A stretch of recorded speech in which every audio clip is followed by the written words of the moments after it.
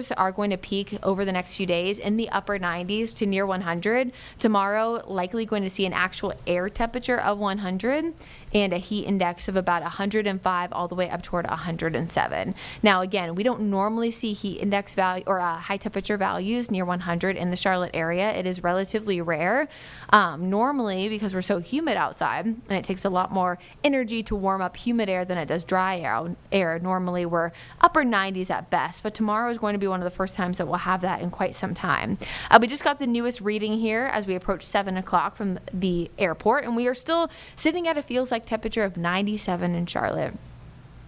Only word I can think about is yuck. 102 still in Sherrod, 102 as well in Albemarle, 102 as well in Morganton. And again, all across the board, we're looking at upper 90s to lower 100s. Even the temperatures in the mountains still feeling like the 80s right now.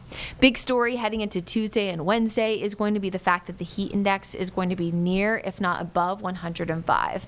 Now, 105 is the threshold for heat advisory here in the Charlotte area. Now, there are a few spots that that's not necessarily the case. Again, if you remember our conversation we had last week about different National Weather Service offices, there are 3 counties that are technically under a different criteria, and that is Lancaster County, Chesterfield County. My brain, I just had a little brain spaz. I think it's Anson County. Let me double check. I don't want to say incorrect data. Bada bing, bada boom. Okay, no, it is just Lancaster and Chesterfield. Okay, you guys, we're back. The reason why I bring that up is because of different National Weather Service criteria. The National Weather Service in Columbia covers those 2 counties, which is one of the reasons why if you live in the panhandle of Lancaster County, maybe you live near Indian Land, that's a big town that we oftentimes have this issue with. When the storm kind of goes over the panhandle of Lancaster, sometimes it will be like a severe thunderstorm warning, and then it won't be again, and then it will be a severe thunderstorm warning again. It's just different National Weather Service offices having different criteria. They continuously work, of course, to communicate, which is amazing. But with that being said, if you are in Lancaster County or Chesterfield County, normally your criteria is 108 to 112 for a heat advisory. So just wanted to point that out for full transparency and full data. So again, heat advisory in effect Tuesday, Wednesday for the Charlotte area across the Piedmont. If you have friends or family members that live toward the Raleigh area, Fayetteville, all the way up, really up toward Norfolk into Richmond, Virginia, make sure that they are especially weather aware the next few days, as they're going to be looking at the extreme heat warning, which of course is even worse than that. I'll give you a last look here at our peak heat index forecast the next few days, and we'll see you tomorrow night right here, same time, same place.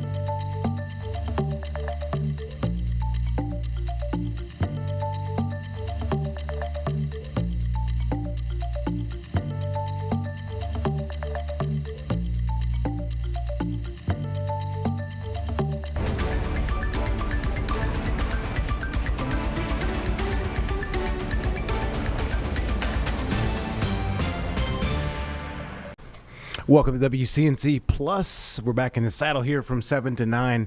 I'm Colin Mayfield alongside Jeb Goldman. Just some breaking news in the last 30 minutes. I'm sure you've seen probably by now, if you've had us on WCNC Plus, we're able to actually break in with the latest developments between Israel and Iran with missiles a little bit earlier firing from Iran to U.S. bases in the Middle East. We brought you straight that news here on WCNC Plus earlier today. And so now we're bringing you an update in this. And it seems like the president has said, not only on social media, but through a number of sources through the government, that today Israel and Iran have agreed to what he says, quote, a complete and total ceasefire. It is to be phased in over the next 24 hours, apparently.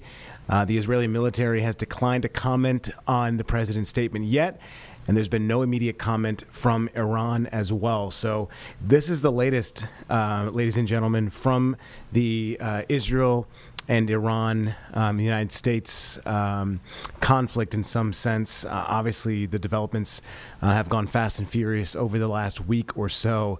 But the U.S. President Trump saying that through Truth Social that the ceasefire would bring an official end to war, a major change in the hostilities that obviously follow U.S. And the strike over the weekend on 3 Iranian nuclear sites. There have been many reports coming from different sources over the last couple of days of that strike, getting more information and details, and even seeing more about the B-2 bombers who dropped the bombs on Iran earlier this weekend. So Qatar did respond to the attack today. Qatari military officials said that Iran fired 19 missiles, the AP is reporting, at a U.S. Air base in Qatar, and one impacted the facility but caused no casualties. The number of missiles did differ from what we were given by the Trump administration. Those numbers said there were 14 missiles fired, 13 were knocked down, and apparently one was, quote, set free in the administration's words. So conflicting information. I'm sure we'll get more information over the last couple of days on the exact number of missiles, and of course what these ceasefire details actually hold for us, and really what's next. And I know at 7:30 we will then be heading to our live interview that we have with an expert talking about this conflict, what to expect is the next step. So it's going to be some interesting things for us to talk about and get to as well. So we will continue to keep an update on this ceasefire as well, and make sure that you have all the latest information. But from now, Jeb, where do we want to go now? City Council. All right, let's go to City Council. We know that City Council has been in discussions on a number of different things. Even on the news at 6, we talked about Noda and that area changing. We don't exactly know when that could happen, but there's a discussion ongoing right now. So we'll go to this and listen in. What, 21's not consent? Oh, that's right. Yeah, the 21's not consent. 21 is not consent. Okay, thank you. 55 is the only consent. 55. May I have a motion to approve the consent agenda items 35 Excuse me. through My apologies. Yes. I'm pulling out 43 as well. 43? Anyone else? Ms. Johnson? Yes. Number 42, 42, 51, 51, and it's not on this paper, but, 67, please. 67 Yes. as well. All right, so let's try, may I have a motion to approve consent items 35 through 67 with the exception of 66, which has been settled by the staff, and with 55 by the council member, 43, 42, 51, and 67. Did I miss anyone? So moved. We have a motion and a second. All in favor, please raise your hands. Anyone opposed? Hearing none, we'll come back and we'll start with Ms. Mayfield on item 55, I believe. I think since 42 was pulled, do you want to start from the top and go down? I was just starting the way that I had them come in, 55. Thank you, Madam Mayor. So for 55, what I wanted to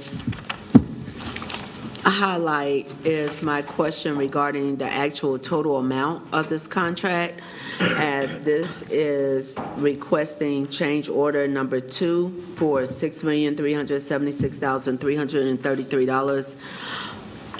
The total program budget for the project was around $608 million because of the number of work, but I wanted to make sure, since this is change order number 2, I asked for Marie to go back to pull the actual contract amount, since we had the proposal of the design, and then now we're actually implementing.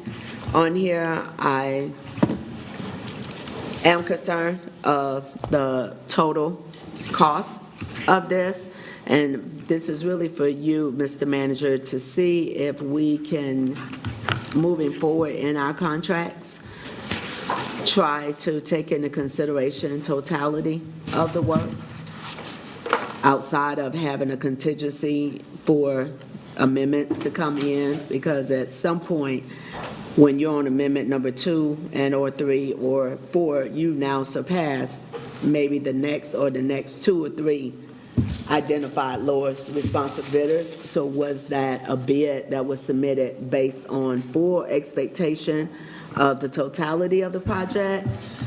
And if so, are we really getting the greatest advantage in the contracts that we are identifying? Thank you. Any other comment? Mr. Jones, any comment? All right, Ms. Mayfield, should we go to the next one, 43? Do you need a motion on that one? Oh, I'm sorry, I thought that we were, We didn't do a motion on it, I just all right. shared my concerns. So is there a motion to approve 55, considering the comments from Ms. Mayfield? Is there a motion? So moved. Second. We have a motion and a second. Any further discussion? Okay, hearing none, all in favor, please raise your hands. 1, 2, 3, 4, 5, got it. Okay, I think that's unanimous. So with that, we'll go to the next item, which is item 43. Yes, Mayor. Oh, I'm sorry, did anyone? Yes, I'd like to have a motion first, if that's possible. Ms. Mayfield, however, was the person that supported this item. Mayor, I move that we approve agenda item 43 as it appears in our agenda. All right. Do we have any discussion? Do we need a second? Do we have a second? Second? All right, thank you. Yeah, I'm interested in making an amendment to that motion for item number 43. This proposal is to approve the purchase of vehicles and equipment from our cooperative contracts. We have one particular item, number 25-110912, that I would like for us to remove from consideration of purchase. We have a number of unit price contracts, since we actually purchased these vehicles and these vehicles are not leased. We have a number of opportunities. We already have a number of vehicles that are listed in here. I would like to have that item, and for anyone that is watching or that's listening and do not have a copy of the agenda that I am looking at, this is to remove the Tesla Incorporated from our list of purchases of city tax dollars for vehicles. All right. We have a motion and a second for consideration. Is there any? Well, no, someone needs to second it if that's my amendment. Second. We want a second. What's the motion exactly? The motion is to remove item 25-110912, which is Tesla Incorporated. Right, but are we moving to approve everything except Tesla, or? That was my motion, to remove Tesla from this. Right, but that list. doesn't approve everything else. That just removes Tesla. No, sir, my amendment was just to remove. So for clarification, thank you, Councilmember Driggs, and for the sake of our clerk, I will clarify my amendment to remove Tesla from B and to approve A, B, C, and D with the removal of Tesla. Okay. Thank you. Yes, All right, sir. any further discussion on the motion that's been made? All right, There's Mr. second for Driggs. the motion, first of all. I thought But we my had a amended second. motion, do we need the second again? Second Yes. again. All right, Mr. Driggs. So I think I understand why that's being suggested. I have a concern, though, that the reasons for removing test lab do not have to do with the quality of the product. And this is part of a cooperative contract. I think we just set a dangerous precedent if we have reasons that aren't related to the cost and the performance of purchased items for excluding them. We already have Teslas in the fleet, and I don't know what the impact is of not allowing for the possibility of adding a Tesla. I do think also it'd be helpful, Mr. Manager, if you would explain a little bit what this is, i.e. we're not buying all of these things. So our approval of this creates the possibility of transactions with each of these partners, but there aren't amounts assignable to each of them. Is that right? Correct. So, I mean, I doubt that Tesla is a big piece of this, but I just, again, have a concern about the precedent that we set if we start letting considerations like the owner in this case and his activity take precedence over our responsibility to the public for simply getting the best equipment we can at the best price that we can and integrating that with the fleet that we have. So I will not be supporting the motion, and I really encourage you that we not go down that road. Thank you. All right. We have Ms. Watlington as well as Ms. Mayfield. Which one would you, Ms. Mayfield? I recognize you. Well, my question was going to be for you, and I guess, Mr. Graham, what is the basis, given what Mr. Driggs just said, what is the basis that you feel is justifiable to be able to do this in the intent that you mean it without creating any of the concerns that he addressed? So one, it has been proven that this particular product has had multiple challenges with the quality of the design as well as the health and safety. And there are multiple lawsuits that are around the nation regarding the quality of this vehicle. Not to mention, at the core, City Council has the ability to do one of three things: approve, deny, defer.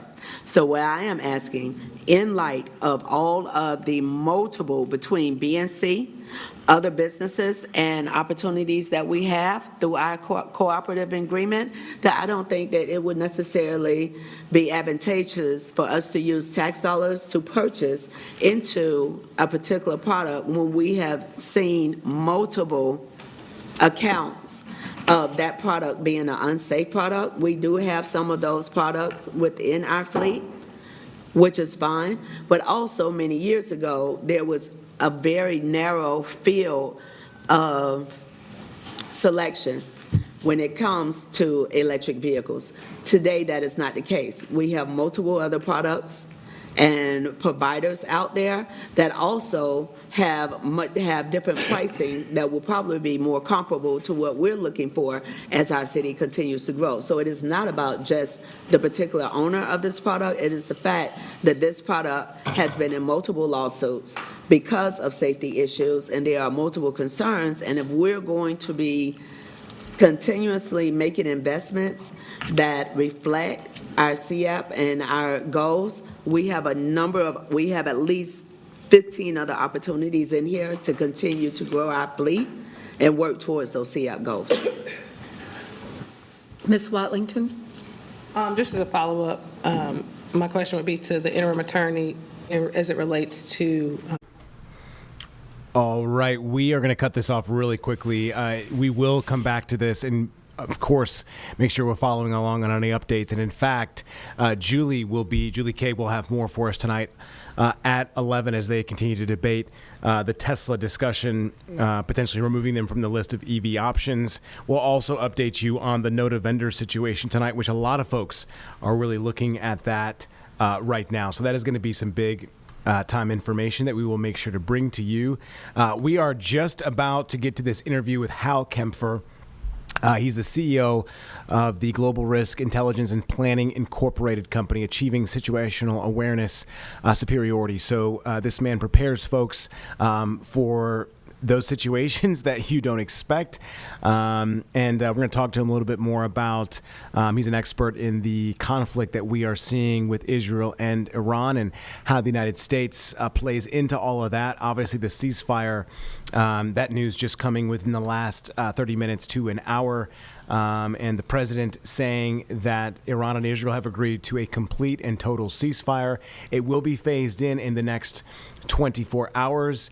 We have not had a comment from the Israeli military, at least at this point, or an immediate comment from Iran at this point as well. But it seems like the president is saying that this will bring an official end to this conflict. And then obviously we saw this ceasefire coming after both sides exchanging shots at one another. Obviously, Iran launching a missile attack on a U.S. military base in Qatar. There were no casualties reported, thankfully, but this happened after Americans, after we bombed 3 key Iranian nuclear facilities just this weekend. So again, there's been some discrepancies on the number of missiles fired, but it seems like all in all, most of the missiles were intercepted in Qatar based on a missile system that they have there. So we do want to bring in Mr. Kempfer now and speak to him. So great to have you, Mr. Kempfer, for the time being tonight. Thank you for making time in your schedule. We'll jump right in right now. Some big news from the president earlier about the ceasefire. And obviously this is going to be phased in, as I said, over the next 24 hours. We don't know the details just yet, but this is big news, it seems like, right? Wouldn't you expect? Oh, Colin, absolutely. In fact, this story's been moving so fast. I mean, it went from, retaliation where they fired missiles at Al Udeid Air Base in Qatar, and then within hours, just a few hours, we have this announcement of ceasefire. What we do know, what's been announced, is that right now Iran is under a ceasefire. They're not firing any missiles towards Israel or anywhere else. They're done. Within 12 hours of that, or at 12 hours of that, Israel will stop everything it's done. I think that's in part to give Israel a chance to get all of its aircraft back to Israel. And then within 24 hours, the whole thing is in a ceasefire for however long the ceasefire holds. And I think, for President Trump, obviously it's a big victory because, he's negotiated a ceasefire, stopped a war, ended a war, suspended a war, however you want to put it. But that's kind of where we are.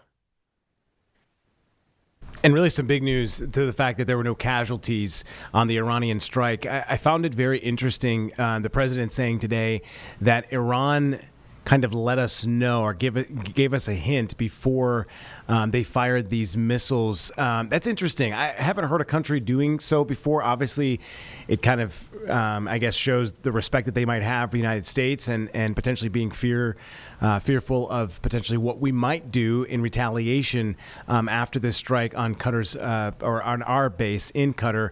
What did you think about that? And is that something that we've seen before? I think the term we're talking is a performative strike, is what I'm hearing. Basically, what it is Iran had to retaliate. It's really for the domestic audience, and of course they claim, it was a devastating attack, blah blah blah blah, all the stuff that goes out there. They shot 14 missiles. Interesting, at least that's according to the president. I've heard variations on that, but 14 are the exact number of these massive ordnance penetrator bombs that we dropped in Iran. So I found that number rather interesting that they did 1 for 1. For every big B-2 drop bomb, they launched a missile. But they had coordinated with the Qataris in advance to say, hey, we're going to fire these things in. Want to let you know when they're coming and so you can be ready. They apparently have back-channeled, and I say back-channel, and I say it carefully because when the President of the United States comes out and basically says they back-channeled, I don't know if it's really a back-channel anymore. It's pretty much a channel at that point. And part of it was they had to retaliate. They felt they needed to retaliate. They had to save face, so to speak, but they didn't want to cause any casualties. We had evacuated our aircraft earlier, by all reports. Our people were all hunkered down, in bunkers awaiting it, and nothing happened. One bomb they let one bomb through, one missile through, because it wasn't going anywhere. And but of the 14, 13 were stopped in the air. So they made their statement, and I don't know if it was coordinated this way, that they make their statement and then they announce the ceasefire. I don't rule anything out, but I just found the how quick that happened to be rather stunning. So maybe this thing was kind of scripted to some degree. Very interesting, and I'm sure in the coming days we'll get more reports. I think a lot of fears probably kind of batted down tonight, seeing this ceasefire news in some sense. I know it's not over. Could obviously take a dramatic turn, as you alluded to, over the last couple of days that we've seen. I did read an article, and I wanted to ask you this since you are the expert. There's been really no word out of some of our allies on the Middle East, right? Saudi Arabia. And I just thought that was interesting in some sense, not just Saudi Arabia. Obviously, Jordan has been kind of quiet. Kuwait, Yemen, and Iran seems to be, in some sense, or I guess has been a threat, right? We've seen Iran as a threat. Is there any reason why some of those Middle Eastern partners, especially ones we were just in Saudi Arabia a couple of months ago, I think the president was there as well, talking about our investments. What does that mean? Are they siding with us in some sense, not hearing anything from them, just silent on this attack? What was your take on some of this? Well, it's an interesting dynamic. One thing is Iran is Shiite Muslim. All the countries you mentioned are Sunni Muslim. The Sunni Shiite split is huge in the Middle East. In fact, the Sunni Shia split is probably in many ways much bigger than the the Muslim Jewish or Israeli Israel split, if you will, or confrontation, whatever you want to call it. Iran leads the Iranian thing, and they basically none of these countries are thrilled with Iran. They can't say it publicly, but they're actually kind of happy to see what's happening there. They're actually kind of, they won't come out and say that. It would really irritate their domestic base, if you will, or the people within those countries. But the reality is they're kind of watching Iran, proverbially get its clock cleaned, if you will, and they don't mind it. They're actually okay with that. There's been a lot of stuff actually written that they're saying they're kind of staying quiet for a purpose. The other thing too is they don't want to come out and publicly say it, because if they say that, then they could become a target. And we saw what just happened with Qatar, even though that was kind of a performative non-event, so to speak. But all those countries are nervous. UAE, Kuwait, Bahrain, of course, Qatar, Iraq, Syria. There's even U.S. forces in Saudi Arabia right now. All of these countries are nervous that if they say something, that Iran might just do something really foolhardy and start launching missiles their direction. So they don't want to make themselves an unnecessary target. But frankly, I think a lot of those countries are pretty much issuing a sigh of relief right now that this thing is over, it's done, and that a very strong military lesson has been delivered to Iran in this whole thing, and that the threat of a nuclear-armed Iran has been vastly diminished. So great to have your perspective on that, because I was wondering, what that meant without saying, much. Obviously, it can mean so many different things. So it's good to have that perspective. Obviously, a travel advisory was put out a little bit earlier, not just traveling in certain countries or in the Middle East, but just all over the globe, especially for Americans. I would assume that threat potentially could lessen over the next couple of days with this ceasefire. But obviously we saw the Ayatollah last week calling for certain cells to do certain things in some sense, terroristic type of situations. And I think that's why the U.S. State Department and our government has obviously put these advisories out. Again, another interesting part of this that we may see change over the next couple of days. What is your assessment? And I know a lot of folks, I have friends that are headed to Spielberg this weekend for an F1 race, right, in Austria. So wouldn't normally think that that's a hot spot for anything to happen. But obviously these individuals are watching this. What did you think about that? Can I ask? Well, Colin, it's interesting. Around the world, there are obviously covert operatives of Iran The Al-Quds Force is the most famous part of that, but they also have the proxies. Hezbollah is the most famous member of the proxies, but there's other proxy groups as well. Hezbollah is pretty widely, I don't say infiltrated, but they've been operating in the U.S. for quite some time. Iranian operatives have been in the U.S. for quite some time. The FBI tries to track them down. Others try to track them down as well. I'm not saying we know where all of them are, because I don't think we do, but we know where a number of them are. A lot of times you can't prove that they're an Iranian operative, but you're pretty sure that they're probably doing something. And they have been conducting all sorts of intelligence gathering over the years on critical infrastructure, Jewish facilities. For some reason, Hezbollah seems to pay a lot of attention to Christian megachurches. That's something that's come up over the many years.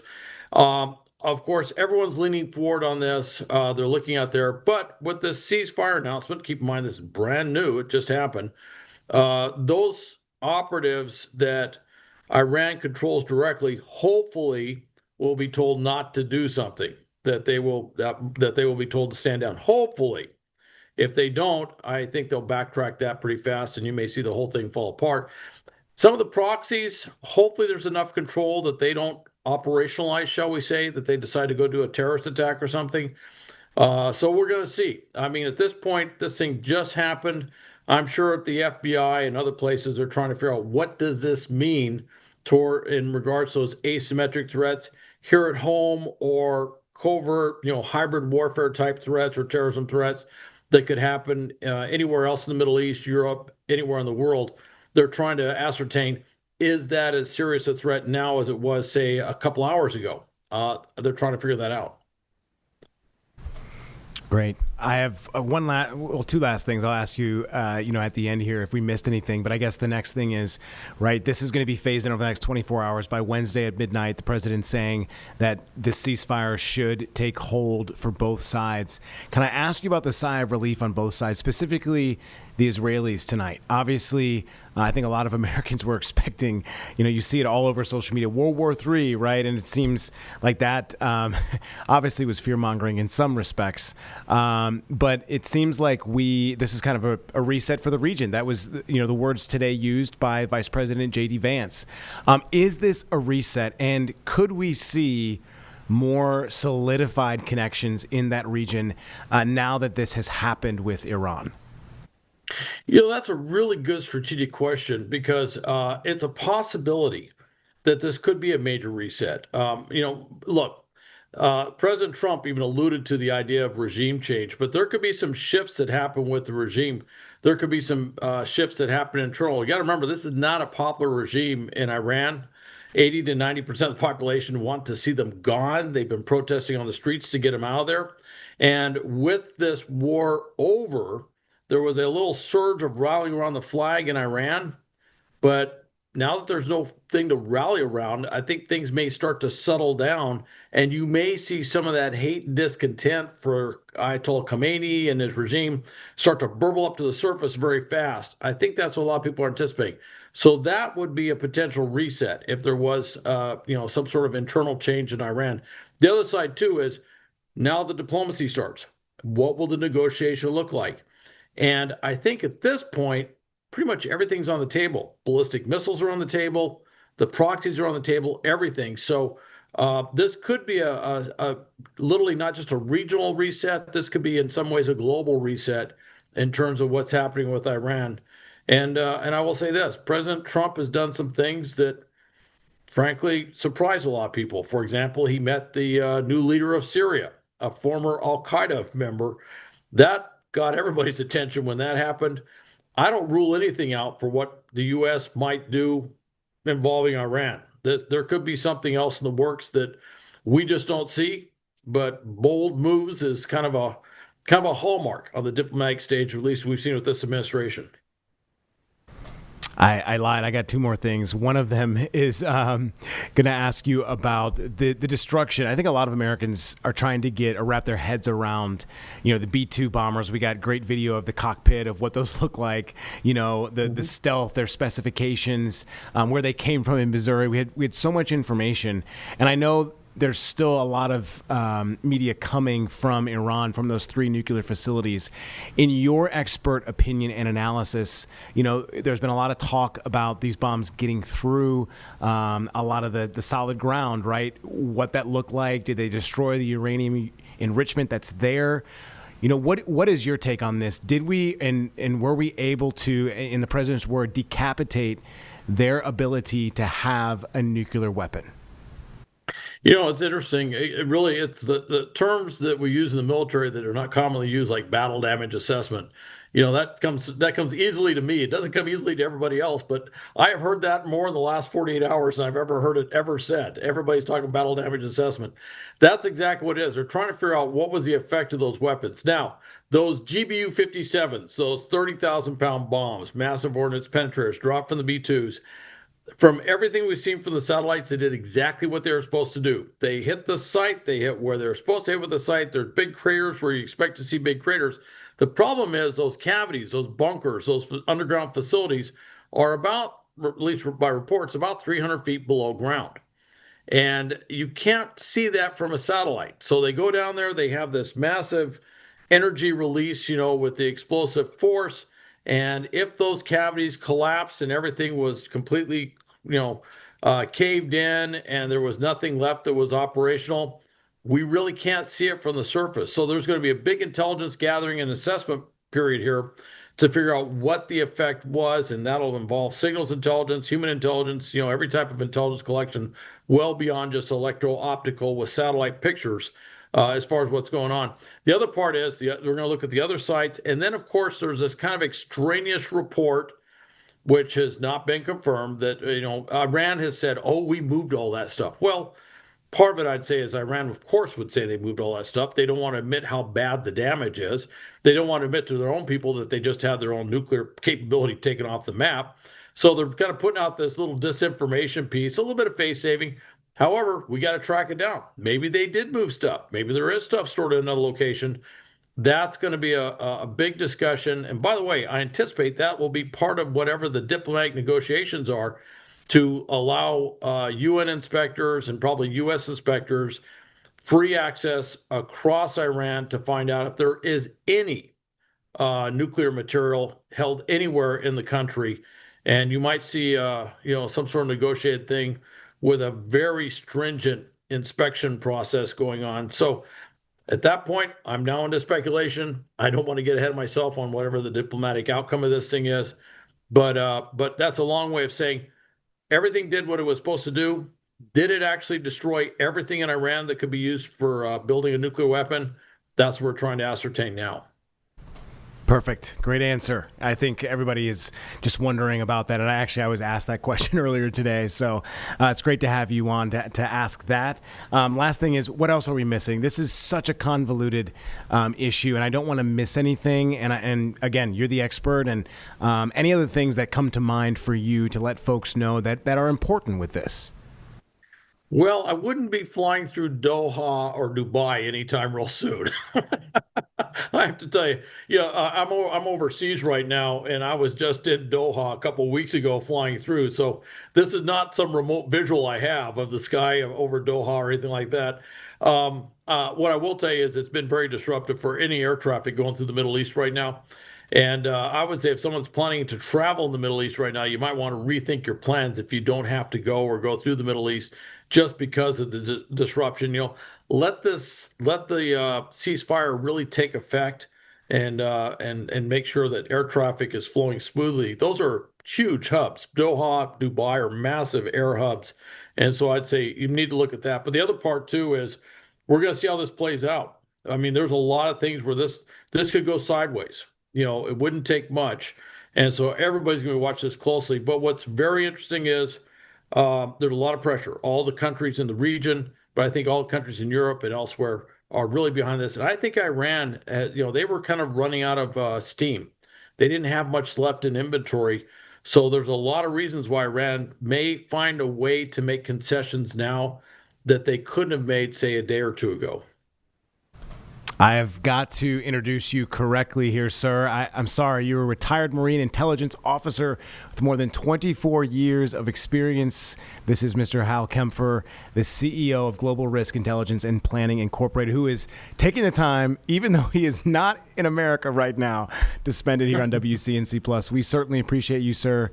God bless you, and be safe on your travels. And hopefully you'll join us again on WCNC Plus. Sounds great. Thank you, Colin. All right, thank you. Have a great night.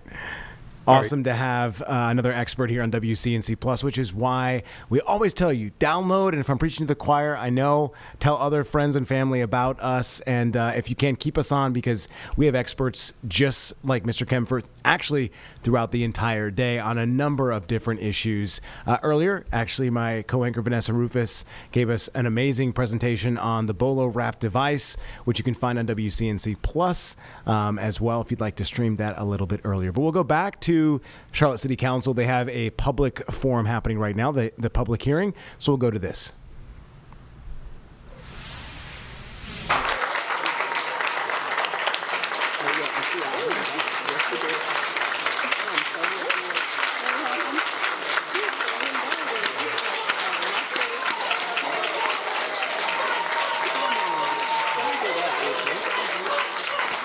Miss Lewis, Miss Lewis, Miss Lewis, Miss Lewis, thank you. I want you to have an opportunity to provide additional information to Sean Heath, who will work with you, and we understand how difficult this has been, but we have to work together to get it done. So if you, Sean, would you join her up and make sure that we are addressing the questions and the comments that she has made to us tonight.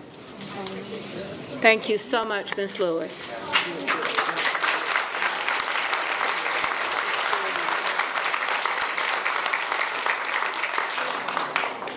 Our next two speakers are Nicholas Maynard and Krish Carey.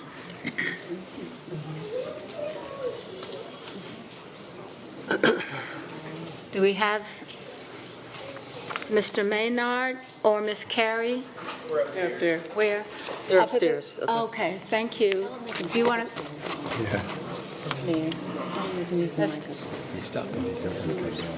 You could, there is a mic up there. If you don't want to come down the steps, you certainly are welcome to use the mic. It's okay. Okay, thank you.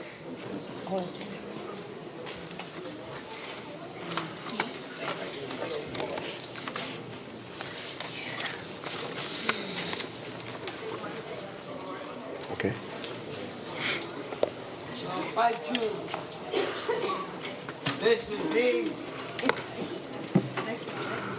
Who goes first? Ms. Carey will go first. How about that? Oh, she's ready? Thank you. Let me know 2 when you're ready. minutes, okay? All right. Good evening, everyone. My name is Krish Kari, and I am a certified EMT, as well as a public health student at UNC Charlotte. And I'm here today to speak in favor of establishing a student-run rescue squad within the Department of Emergency Management on campus. Our campus has over 30,000 students, faculty, and staff, which is about the size of a small town within a city. Yet we have no internal EMS system. Every time there's a medical emergency on campus, such as dehydration, fainting, or mental health crises, they all go to Charlotte's central 911 system, which pulls emergency services away from the community surrounding campus. And one common objection that we have to campus EMS is that atrium health can be seen from campus. With respect, proximity does not equate to accessibility. In emergencies, students don't need a hospital that they can see, but they need trained responders who know the campus layout as well as can be there within minutes. This is not just an issue of stabilizing a patient or being there. Campus EMS advances real public health goals, improving emergency outcomes, promoting peer health education, enhancing preparedness, and building a culture of safety, all of which would be tailored to the unique needs and behaviors of college students. Student EMTs are not outsiders. We live in the dorms and apartments nearby, attend classes, and understand that the culture and challenges our peers face. That cultural competence makes it so that our interventions are faster, more trusted, and more effective. UNC Charlotte brands itself as a leader in civic engagement. But true civic engagement means protecting your community when it matters the most. Right now, that means supporting a campus EMS initiative that works with the university structure, saves lives, and supports both campus and surrounding neighborhoods. I ask you to support and advocate for this initiative this upcoming fall, to help us hold UNC Charlotte accountable for its values that it claims to champion. Thank you very much.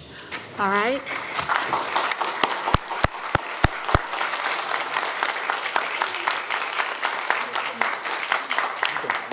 Mr. Maynard, 2 minutes. Hello, everyone. Thank you very much for taking the time to listen to us today. My name is Nick Maynard, and I'm a UNCC alumni, and I'm also an EMT. I've worked in the county for 5 years now, and I'm speaking to you to build support for the establishment of a student-run rescue squad this fall.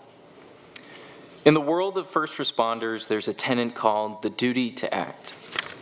This duty to act states that when someone needs your specialized help, you're obligated to respond. The best first responders exemplify this principle. They go into fires, they do CPR, they save our loved ones. There are dozens of EMTs at UNC Charlotte.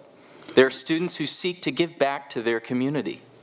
Because the university has not yet given us the green light to start our program, students are unable to fulfill their duty to act. I urge you all to help our students fulfill this desire, to encourage the university to meet with us once more so that we can develop a program that saves lives. I encourage you all to reach out to Chancellor Gaber so that we may show her how this program will help the Charlotte community. I want to thank both Medic and Charlotte Fire Department for responding to calls on our campus. Medic specifically has offered us valuable insight into our project. It is because of the input that they have given us that our program will one day fulfill our EMT's duty to act. Their support for our campus does not go unnoticed. Thank you very much for your time. Thank you very much.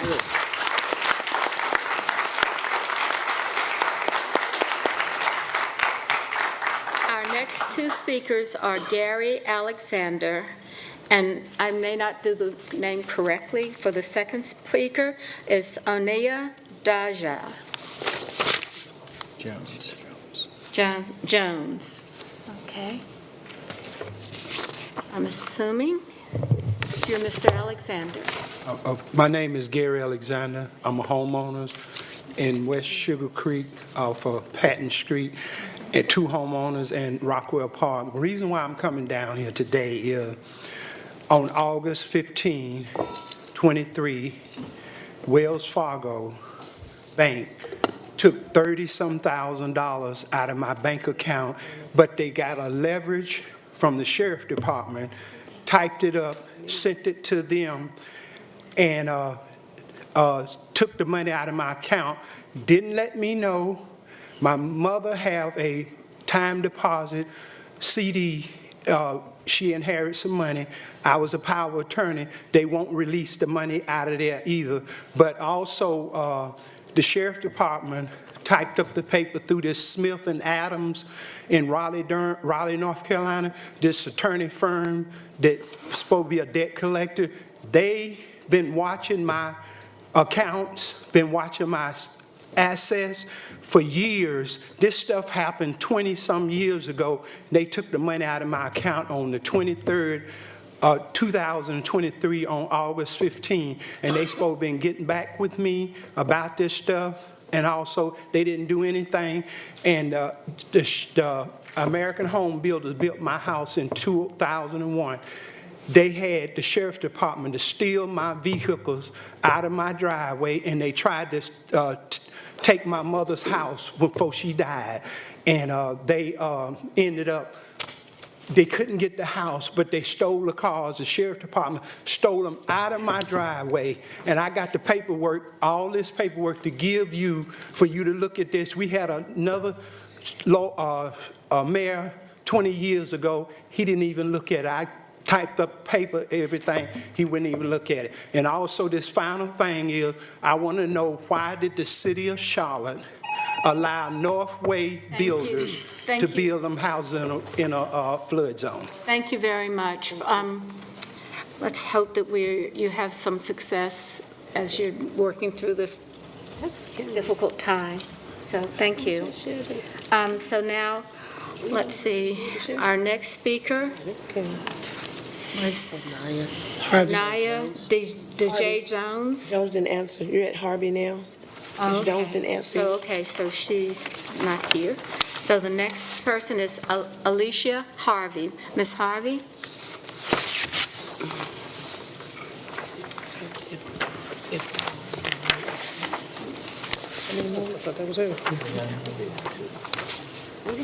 Ms. Harvey?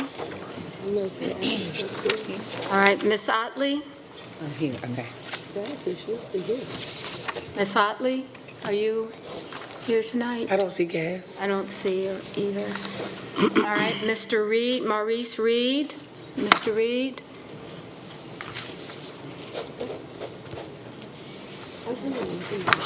All right, after Mr. Reed, we have Rama Kelly. She's up there. Are you up there? There's a microphone that you can use up there, or you can walk down.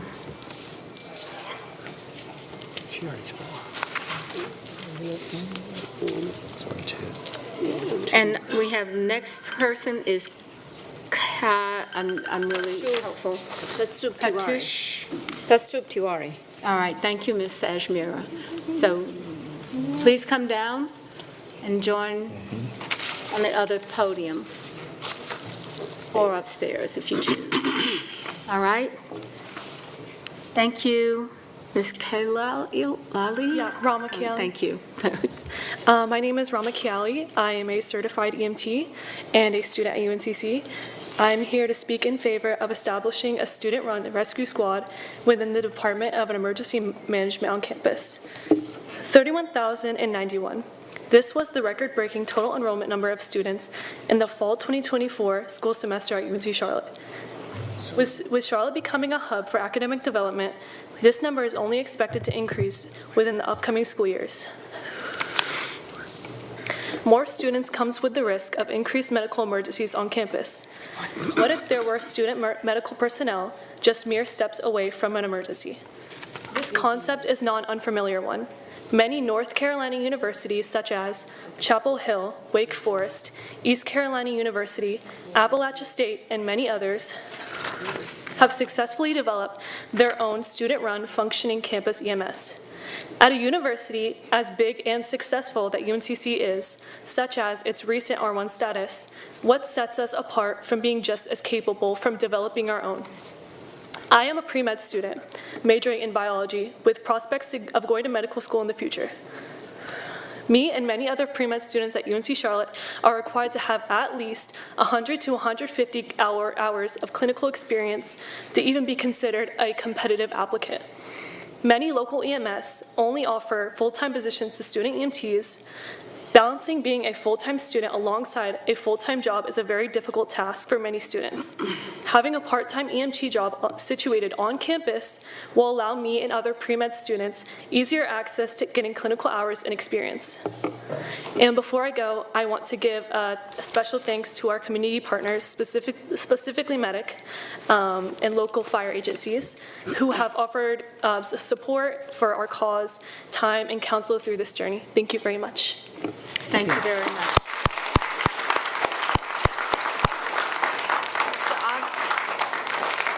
Mr. Akbar?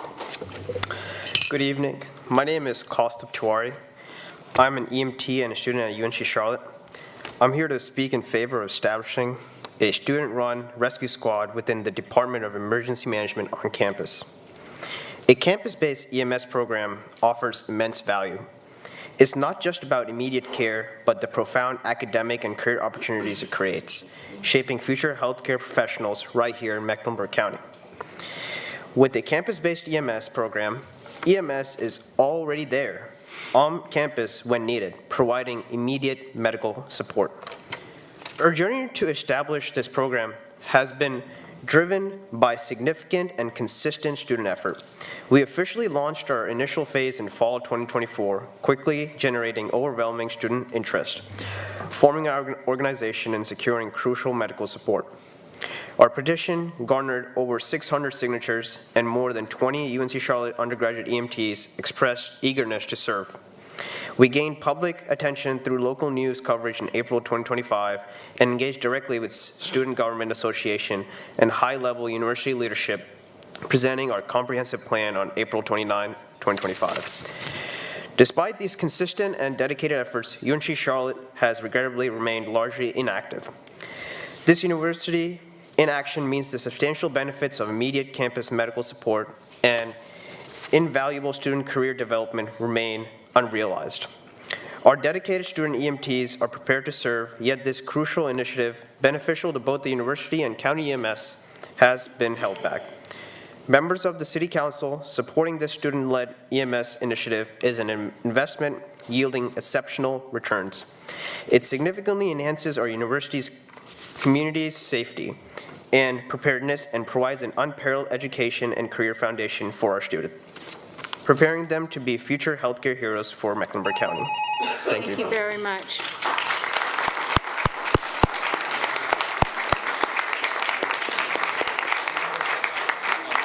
So, from the UNC Charlotte students that are really looking towards how to make an EMS program at the university, I think Allison Craig will be working with you. If you'll turn that way, you can see who she is and have the opportunity to address this. I think she's a graduate from UNC Charlotte, so that makes a big difference.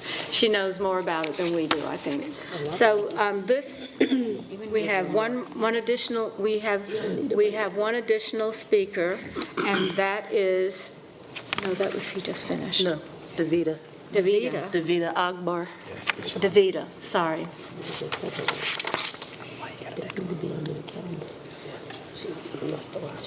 Oh, she's so good. You get the big prize. You're the last speaker in our public forum. Whoa, see? Oh, my God. They are Do we have anyone trained? No. Thank you so much. Thank you for taking it with such, I think, pizzazz. So thank you very much. Thank you. You have 2 minutes for us. Thank you so much. It's an honor to be the last speaker tonight. There's been so many great efforts made. My name is Davida Oba. I'm a student at UNC. I'm also an EMT, and I'm here to speak to support an EMS initiative being started on campus underneath the Department of Emergency Management. So it's no surprise or no shock to anyone that we're at an unprecedented time now in the medical communities. Following COVID, we have record burnout. We also have record staffing shortages. And this is especially prevalent when you think about those that are on the forefront of emergency medicine, and those are EMTs. And so in our county, we have seen that there is so much effort that's needed to support the community. And so for such a large effort, a lot of creative solutions are needed. And so what my partners and I are bringing forward to you is an effort that is designed to use all the talents that are on the campus. So we have trained EMTs and paramedics, and they're looking for the opportunity to serve. They're volunteering their times. Programs are at Wake Forest, Chapel Hill, they're at Western, ECU, App State, and they're not at UNC Charlotte. And we've been meeting with them for almost a year, and the answer has still been no.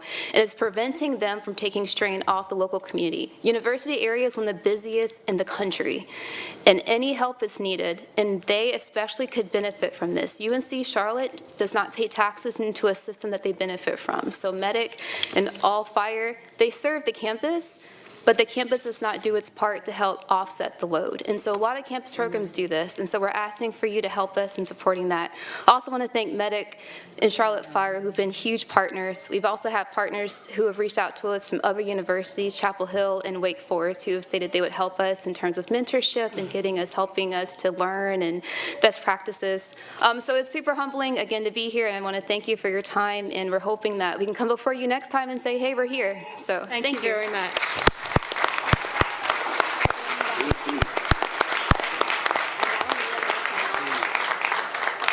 So thank thank you all for those that came down to speak to us, to inform us, and to keep us engaged with you.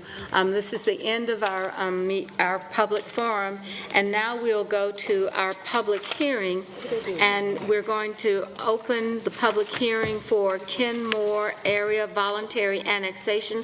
Madam Clerk, are there any speakers? All right, so if there... Second. We have a motion to close the public hearing. Do we have a motion to adopt the annexation ordinance with the effective date of June 23rd? So moved. Second. And I believe this one goes to Council District 3. So with that, we have a motion. And a second. And a second. All in favor, please raise your hand. Anyone in opposition?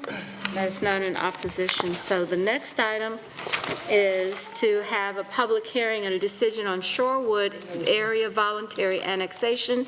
Do we have any speakers? We have no speakers. And so do I have a motion to close the public hearing and to adopt the annexation ordinance with an effective date of June the 23rd and assign it to District 4? So moved. Second.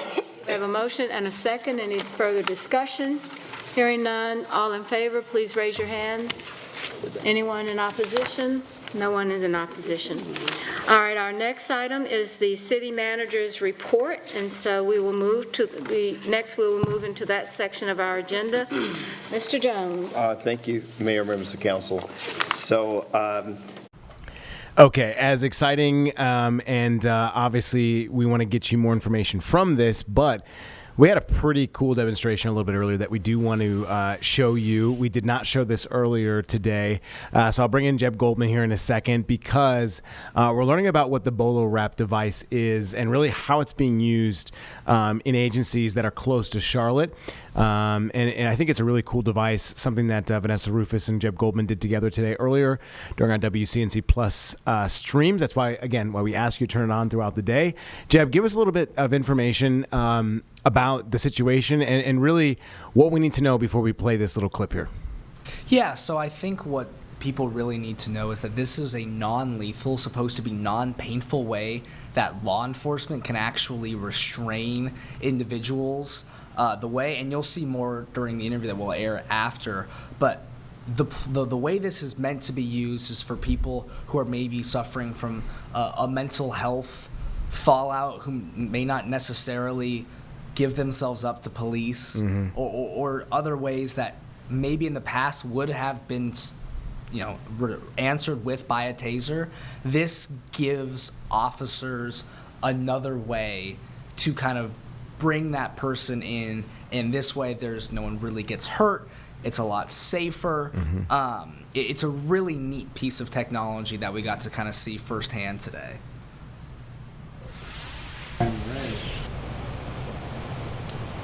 Sir, I need you to put your hands behind your head. Please, sir, can you put your hands behind your back, sir?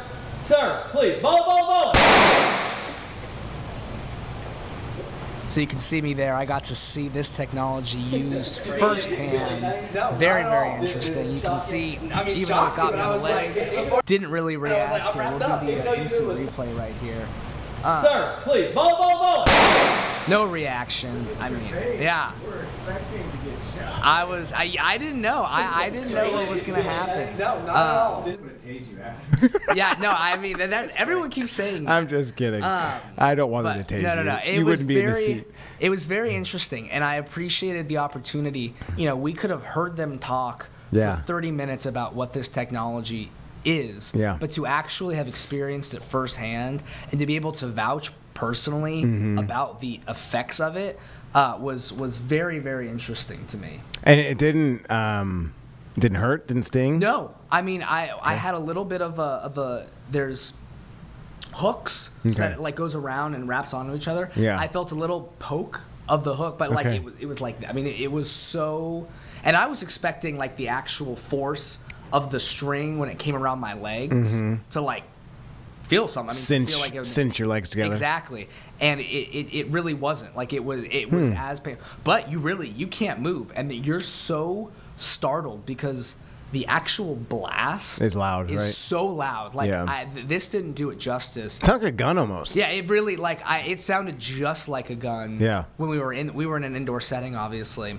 I was very, very taken aback the first time we heard it. Yeah. So one of the things that they said, and they'll talk more about in this interview, but just really briefly, they get so much success based on those lights that you saw, or just the sound. Yeah. I mean, it's such a great deterrent that a lot of the times it doesn't have to be fired for it to be considered a success. An alternative to a more violent approach. So Okay. it was very, very interesting. And it looks. I know it's not, but it looks like literal rubber bands around your leg. What type of It's Kevlar. material? Okay. Yeah, so it's Kevlar with metal hooks on the side. Okay. That wrap around. So the stuff that they use in vests, Kevlar. Yes, exactly. Yeah. And it's very difficult. Like mine, they literally had to take a high-powered scissor and cut through it after the end. I mean, Wow. it detains you. Wow. And they did mine around the legs, obviously. Yeah. For someone who was perhaps acting malevolently, they can get around the arms. Okay. They can get you pretty much anywhere. Okay. And even if it doesn't necessarily restrain someone, they were Yeah. telling me that even if it just acts as like a belt, people are so shocked that it gives responding officers extra time to take a person down without having to use a taser, or goodness forbid, a firearm. Yeah. I mean, I think of a lot of situations where deadly force is used that could be used. This Bolo Wrap could be used. Obviously, it's going to be up to every officer to assess the situation. Right. And deem that their life is not in any danger. But I think of the situation back in Pineville about a year and a half ago of a young man that had come out of the food line with certain items, had taken them, and then a use of force was used in that situation. Obviously, there were certain reasons why for that. But yes, I think that this can be used in a myriad of situations, depending obviously on the danger level for officers. So I think you have a clip also of Vanessa being detained. We actually have her full interview. There we go. Let's play with it. all the individuals involved. So let's get that going. Really special segment coming up here this afternoon, so stick with us throughout the hour. I think this is going to be very enlightening for so many folks. And we are actually going to be talking about what's being described as a pre-escalation device when it comes to law enforcement interactions with the community. And so we wanted to learn more about it here at WCNC Charlotte. So we actually brought in Rowan Sheriff Travis Allen, who we understand the agency is considering this device, or at very least sampling it just to kind of see how it works. And we also have Alan Hurley, who's with Tactical Innovations and representing basically the device makers, Bolo Wrap, because that's what it's called, Bolo Wrap. And we just wanted to learn more about it. So thanks, y'all, for coming in. We appreciate you taking the time to visit us and have this dialogue. Yeah, thank you. Thank you. So let's start off with Bolo Wrap, and I am going to start with Alan, since people kind of want to get an idea of what this device is all about. And just so you know, I have a prop here. This is the actual wrap that goes around a person, so you can see that. This was the wrap that went around myself because I took a wrap because I wanted to see how the device worked. Alan, describe for folks a quick and dirty, if you will, of what Bolo Wrap is and what the goal of Bolo Wrap is. So the goal of Bolo Wrap is to be able to take someone into custody or detain someone without using force or pain compliance. So it'll deploy a 7.5-foot Kevlar cable, and it has two real functions that make it successful. One is that 7.5-foot Kevlar cable that wrapped you up. Mm-hmm. The other, as you've seen, was what we call kind of the startle effect, and it's sight, sound, and sensation. And what we're trying to do is break the OODA loop when someone is in a crisis of any sort or aggravated resistance, giving our officers the best tactical advantage to move in and take that person into custody or detain them. So we actually have some clips. We mentioned the fact that I took a wrap just a few moments ago, and our producer, Jeb, also took a wrap. So we just kind of wanted to see firsthand what the device feels like. So we'll go ahead and play those clips right now for our viewers here on Live Impact News to watch. So, Jeb, let's go ahead and roll that. They're getting the audio, but we're just going to do a demo here for the Bolo Wrap, and I hear that it's going to be maybe a little bit shocking to the system for a few reasons, but should be, of course, not painful. All right, so do you want me to move around? Okay. Yeah. So are we ready? I'm rolling. Ma'am, I need you to comply. Ma'am, I need to put your hands behind your back. Ma'am. Please comply, ma'am. Please, ma'am. Bolo, bolo, bolo.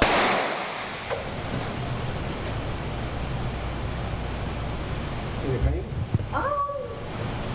was just shocking. So, I mean, you kind of saw my reaction there. It was almost like a delayed reaction where I was just watching my face after hearing, you hear there's a pop, the sound of the deployment, this cable wraps around your legs, and then I kind of stand there and I'm thinking, what just happened? And, to their point, I mean, there was no pain. I guess, Alan, this device here, I mean, we kind of see it from, I guess, a static standpoint where, me as a subject, I'm standing there, I'm not moving. What sort of scenarios can this device be used? Does it make a difference if you're in a tighter space, if the person's moving? I guess, how does that work? Yeah, great question. So a couple things. So one, the device can be used in a static situation. What an officer would do is it would be working that person, moving around, moving the room, moving them to getting where they can get the best deployment possible. So they can do that. Also, if the person's very combative, they can actually wrap from like the wrist to the elbows, and that way kind of containing someone's arms, and you can wrap the arms and the legs. But people often ask, can you deploy it when somebody's moving away, walking away, or run away? Of course you can. Is it a perfect wrap every time? Well, no, someone's moving, but does it tangle them up and allow them to be able to be detained and slow them down? Absolutely it does. So it works in many of those different situations. Yeah, and for full transparency, we did want to point out the fact, I'm wearing sweatpants in the demonstration per your request. You had when we were trying to get a little background on the device, the fact that, for example, if someone is wearing shorts or short sleeve shirts, there is the potential that because there are hooks on the device that it could catch on them, but it's not supposed to be excruciating. Right. It's not. You could get a small prick about like a Band-Aid. That's possible. A lot of time the cable will hook upon the cable itself, or it'll tether into the clothing. But you could potentially get a small prick if you do have something that requires like a Band-Aid. And I mean, I asked you this over the phone as well. I thought about, worst case scenario, let's say the officer, for whatever reason, deploys the device higher up into the individual. Is it possible for it to wrap around a person's neck? Yeah, anything's possible, of course. I mean, that's happened before, and with no injury of any sort. So it's not that it may not ever have that, but we've never seen one. And you were saying that this device is being used by thousands of different agencies around the world. Yeah, we have about 1,600 agencies in the United States domestically, about 55 agencies, and about 12 universities here in the state of North Carolina, and 64 different countries are using the device. Wow. Well, we want to bring in Sheriff Travis Allen. Speaking of which, we saw actually this device being tested on your Facebook page. It looks like your agency is considering the Bolo Wrap. What about this device, I guess, kind of draws your attention, makes you feel like this is potentially something we want our deputies to have in the field? Right. I describe it as law enforcement is a job of tools.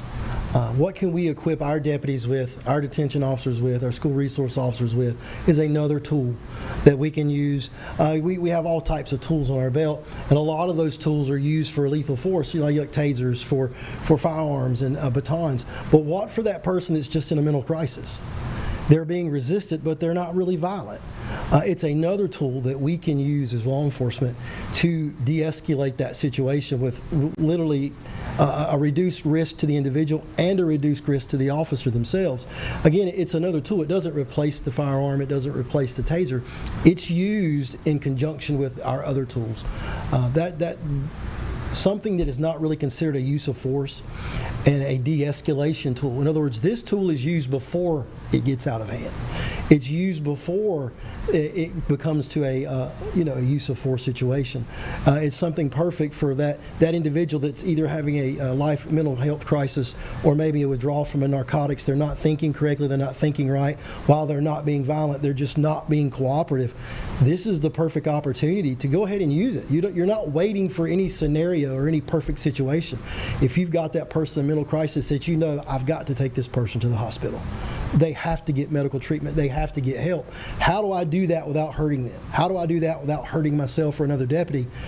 The Bolo Wrap is a tool that is possibly an answer to one of those questions. Now, I mean, as someone who leads an office of more than 200 people, obviously a lot of those being deputies in the field, I guess, can you talk about how that sits on your shoulders in the sense of, someone who has to make that decision about how do I make sure my officers are set up for success? How do I make the community, be set up for success as well in interactions with the officers? I mean, because it is a difficult situation, and we know, for example, with the situation, let's just say George Floyd, I know this device predates George Floyd, but there was a lot of community discussion about, how do officers handle situations? So, I mean, is that something that y'all think about and you talk about within your office? We make this the best scenario possible. I think that's, if you call law enforcement industry, it's industry-wide. First, you take care of your people, then you train your people, and then you have to equip your people. So it's 3 steps. You hire them, you train them, then you have to equip them. You have to give them tools to be able to do their job. If to be a successful sheriff, that's the 3 steps I have to do. I have to support my deputies. I have to equip and train my deputies, and then that's the most important step. I can train you, but if I don't give you the proper tools to do your job, and as technology has changed, the tools are changing. We see a lot in drones, and we see a lot in robotics, and we also see things like this that are really addressing issues that we've not really had tools for. I've been a law enforcement officer for 31 years. I've been in more scuffles than I want to be in. As I get older, I don't want to get hurt. I don't want to hurt others, but sometimes it's the nature of the job. So any tool that I can equip my people with and train them with that gives them another option is a win. So my understanding is this is probably something that you would potentially have to go to county commission if you were interested in to see what kind of budget there is for that, or I guess how would you hope to see this eventually brought onto your force if you needed the We're in the middle of our budget, in our budget year, June. Yeah. We really can't purchase things till July, but what we plan on doing is using asset forfeiture money, which is money from drug raids, narcotics raids, and things, and put a couple on each patrol squad for a test, for a pilot run, to train some individuals and sit back and kind of watch it be used and deploy it. That's generally how most law enforcement agencies introduce new equipment. It just doesn't all run in at one time and buy 200 Bolo Wraps. We're going to buy some, put them on each jail squad, put them on each patrol squad through asset forfeiture funding, and watch them be used. And then we'll be able to take that back to our community, back to grants, back to local businesses, and say, hey, look what difference this is making in the community. Help us fund the office with it. There's a lot of groups and a lot of individuals that are very supportive of law enforcement, and I believe if we can show not just this product, but any product that helps us, hopefully we, the community behind us in it. Well, and you were saying that it was actually the community members who came to your office and said, hey, could you look at this device and maybe do a demo of it and see what you think about it? Yes, it was. It was a community member, Jamal Black, approached the Bolo Wrap representative company, and they approached our SOCAT sergeant, which is our crimes warrant service team, for a demonstration, and that was where our video originated from. These same individuals here in the room today came to the sheriff's office and wrapped us out in the parking lot that you saw, and the Facebook video kind of went viral, but I think it's because people recognize how law enforcement's changing every day. And we just can't police the same way we used to anymore. Now, we in Rowan County are still very aggressive. We police very aggressively, but we're not naive to the fact that we have to use tools and we have to change with times as well and make sure our officers are provided with state-of-the-art equipment that, as law enforcement kind of changes, that we keep up with it. Yeah. I mean, what is your opinion on the device? I mean, other than, from what I understand, you are interested in having it with your office. What strikes you about this device is different or special or something that you need? To me, it's not the wrap. I think the wrap is a great part of the tool, but and we noticed it in your facial expression that you gave. And you knew you were going to get wrapped. You knew what was happening, and yet it was still, to you, it broke. If your mind was maybe in a mental crisis, or you in what they would call that OODA loop, and you can't, those people in mental crisis sometimes are fixated on one thing, and they can't break that chain of thought. That wrap itself, just hearing the noise, feeling the pressure of the wrap, is enough to give the officers that brief 2 or 3 seconds to get to the person and can secure them before they realize what's happening. Because in your mind, you could possibly thinking, did I just get shot? I heard a noise, I felt something, I don't know what that was, and by then we've already handcuffed you. And so even if the wrap fails to totally wrap you up, it still can provide the officers that 2 or 3 seconds they need to get there and make that apprehension. Yeah. Oh, and Alan, you were mentioning the fact that you could potentially wrap multiple times to a single person just by nature of the fact that this isn't supposed to be pain compliance and it's supposed to be non-lethal. Yeah, that's right. So if you had someone that was ready to fight, they're very combative, you could wrap them from the wrist to their elbows. You could wrap them twice up high. You could wrap them twice down low. There's no limit to how many times you can wrap someone because this doesn't enact pain. Mm-hmm. You're just trying to give the best tactical advantage, safest way to take that person into custody or detain them.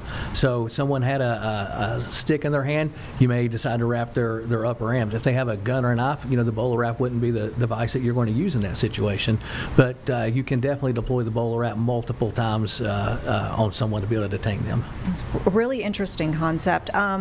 Sheriff Allen, if I could get you to talk about, what you've heard from your men and women in the field, about what challenges they might be facing, specifically as it might pertain to this device, how you think that this could solve some of those challenges. Right. A big thing in law enforcement nationwide is how do we combat the opioid crisis? How do we combat mental illness, those in mental crisis? So we're constantly looking for to meet the needs in that area.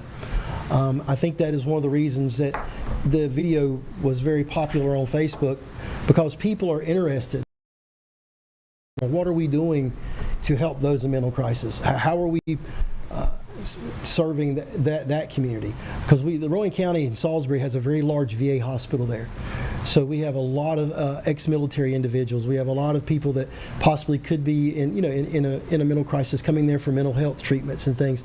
And we have other large medical facilities, just like in the Charlotte area. There's a large need for mental health avenues, and this is a area for law enforcement to be able to step into and say, hey, listen, we have ways of de-escalating this crisis before it becomes violent, before it becomes a use of force situation. So there's been a lot of asking around the office, when are we getting these? So the deputies are really starting to ask those questions. So, and we've told them, we want to implement a few at a time and see how it works to get some wraps and do some training on it, because there's always the aspect of very thorough training before you implement any tool. It's just not give them a tool, go use it. It's we're going to train you if you have one. We're even going to train you if you don't have one. So you know what's happening and you know what to do and what to respond to when someone gets wrapped. Because we noticed you were wrapped, but myself and another individual came from the side and acted like we were going to apprehend you. So not only does the individual using the Bolo Wrap need to know what's going on, everybody on the scene needs to understand what's happening. So there's a lot of training to put in the front of something like this. Yeah. We want to bring in now, we have a retired Chief Henry King, who you've retired from Eatonton Police, but you were the first agency, I understand, in North Carolina to deploy this device to your officers. What went into that decision? So one day I was conversating with my classmates that I graduated from Boston University at SMIP, Senior Management Institute for Police, and we were discussing about this Batman device. So I asked my classmate to send me the information. Once he sent me the information, I contacted the North Carolina Justice Academy to ask could they hold a demonstration here in North Carolina, because they oversee all our training in North Carolina. So once that was done, I brought Bolo Wrap to Eatonton because I wanted to make sure I had buy-in from my citizens, just like Sheriff Allen. So when they came to Eatonton, I took them to Chowan Invited Hospital and did a demonstration for my nurses there. They loved it. And then from there, we took the show on the road to Rotary. And we all know that Rotary is a lot of business owners, who's, and my community fell in love with it. If you understand Eatonton is a bedroom community, a waterfront community with a lot of retirees there. So I don't want my officers tasing a 70-year-old retired veteran that's going through PTSD or mental crisis. So this tool was absolutely the best tool available for my officers to use against someone and loved ones. And I love the fact that Bolo Wrap has designed this tool, because this is what law enforcement needs. So how long ago did you bring that device on? 2019. 2019. Okay, so it's been in place for a few years at this point. Mm-hmm. What was the feedback from your officers when they actually, if they had to use it? Oh, that my officers loved it, and it really decreased the use of force. So earlier you alluded to, you asked Alan the question about the use of force, and I can tell you that I was proudly able to go to my council and let them know that we had 5 use of forces this year. However, we have 15 force avoidance. We call force avoidance. That word allowed my council and citizens to know that we could have used force 15 times, but we deployed the Bolo Wrap. So it lets my citizens know we utilize this tool to alleviate from having to go hands-on, to tase someone, to hit someone, spray someone with OC. We utilize this tool to take them into custody. Therefore, no one got hurt and officers got hurt. And it's a win-win. It established a relationship. Mothers and fathers knew that their child was going through a mental crisis and they wanted help from the police, but they didn't want their child to get hurt. I mean, other than just avoiding, the potential use of force, how do you feel like this impacted your office in the sense of how the community viewed your officers whenever they did have to show up to a situation? It helped bridge the gap, because I tell folks all the time that force is not pretty. So when you call us for law enforcement to come help and we have to take someone into custody, it's not going to be pretty when we use OC, because your eyes are running, your skin is burning, or if you're tased. So here's a tool that allowed us to take you into custody and your loved ones understand and be grateful that you utilize the Bolo Wrap versus any other tool that's out there. And as a parent myself, I would love, if my child would have to be force used against them, I would love for it to be the pre-escalation Bolo Wrap, because I know what the taser feels like firsthand, being a police officer. I know what OC feels like by being sprayed by OC, and I don't never want to feel like what a firearms feel like, because I don't want to be shot. But it's a thing to where this tool allows you to take care of loved ones, and it bridges the gap from mothers and parents that understand that. Yeah, I alluded to this before, the fact that there has been a lot of dialogue about, law enforcement and how could they more, for a better outcome, interface with the public in certain situations. How do you hope that develops, that conversation? We'll start with you, Mr. King. Well, one of the things that I'm hoping that the community hears this and understands, I want the community to ask their chiefs and sheriffs, why don't you have the Bolo Wrap? Have you looked at the Bolo Wrap? I want to go out in the communities and talk about the Bolo Wrap, deploy it on clergy, deploy it on the nurses at the hospitals. Because guess what? When you have someone that's come to the hospital and they're under the influence of some of these strong drugs that we have in America, these nurses want to make sure that there's something out there that can keep them safe as well as the patient safe, because we know that the individuals are not in their right mind. So we don't want to have to do what I call the dog pile on trying to get someone in handcuffs when we have this tool that can get them into custody safely. So I think the community needs to hold their county commissioners and city council accountable for ensuring that law enforcement has the necessary tools, so that way it's not dividing us. There's so many scenarios where, as a police chief, as a retired police chief, I can show the community that we tried to Bolo Wrap them, that didn't work. We tried to tase them, that didn't work. So we had to go to something higher. But if you don't have those tools and you automatically have to go to a higher, then everyone is upset.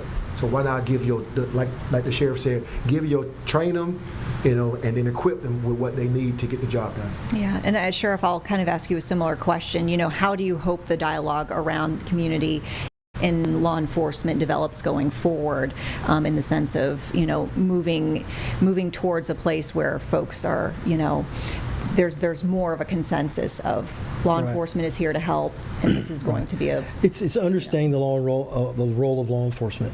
Like the chief said, it's often a very unpleasant job.